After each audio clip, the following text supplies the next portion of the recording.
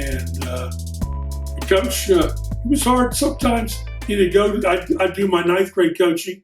I'd go to his practice and say, Coach, we're playing Patterson and Centerville will be playing tonight.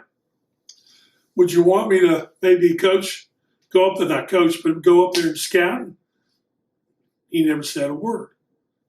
Practice would be going on. About an hour and 15 minutes later, Larry, by the way, I need you to go up to Centerville and watch Patterson. So, Coach was a multiple thinker, and he was always thinking it. And I wasn't so much that way. I had to focus in on what I was doing, but I had to stay active. Well, as Buddy used to tell me on the bench, I'd be sitting on there too calmly, and Buddy said, I think you need to get up and get busy a little bit. Right. So as you know, I kind of was a little bit busy on the sideline sometimes. Right. Didn't have to be so busy in 04 because you guys knew what to do. Right.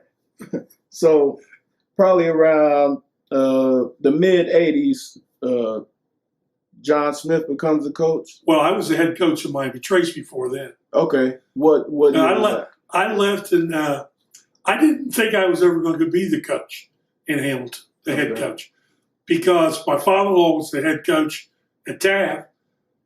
And at Garfield, Mr. Gillespie told me, well, we don't want you at Garfield because your father-in-law was the head coach in Hamilton Taft. And then when they did all that stuff and made Coach McComb the head coach in 81, and then he retired, and then my brother-in-law didn't get the job, and a couple other people didn't get the job, but I thought maybe I stayed as the ninth grade coach, but I wanted to be a head coach. And I went to Miami Trace, and a place that was a good place for me for 2 years.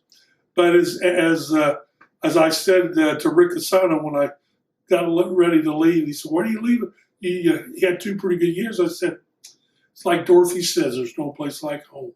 Right. And I'd rather to go back to Hamilton. Got out of coaching for a year, and got right back into it. I didn't want to do anything else. Because by then, coaching basketball was really important to me. Right. And I wanted to, I mean, Brandon, every second that I had by myself or I was getting ready to go to sleep, I was praying to God to give me a chance. And that was probably 80, 83, 84 when I came back. John Smith wanted me to be his JV coach after I gave up what I was doing. And I got into the insurance business for a year and a half. Did really well, but money wasn't that important to me. And had some great experiences doing that. But John said, well, I need a JV coach. So went off to Disney World, came back, and he had changed. He took up Wally Vickers instead of me.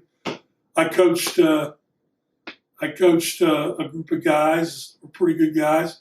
Mike Reese, Tyrese Walkers, Eric Higgins, Terry Ware, a lot of guys like that played a lot of basketball for Hamilton. And Daryl Sizemore. Kingsbury never coached because he never played for me as a ninth grader. But by the time he went to ninth grade, I was a sophomore coach. And so I moved over as a sophomore coach. Did that 1 year, and then I was a JV coach for 8 years. Great experience. And I truly don't think you could be a really good head coach without that kind of experience. And I would tell that to every young coach. I think you need that. It's better to learn as a JV coach than to learn and probably bury yourself as a head coach and then dig your way out. Right. And I don't think people ever thought I'd be the head coach. I was just one of those hillbillies, came from Kentucky. Not the greatest speaker, not the greatest basketball player skill wise, but I had great stats. Yeah. I mean, I I'm the all-time leading rebounder in Hamilton's history. Right. You know, I was like 6th or 7th in scoring in Hamilton, but I think Ryan Robinson passed me. Bill, my son passed me, so I'm about 8. I wasn't really a good basketball player. I really wasn't.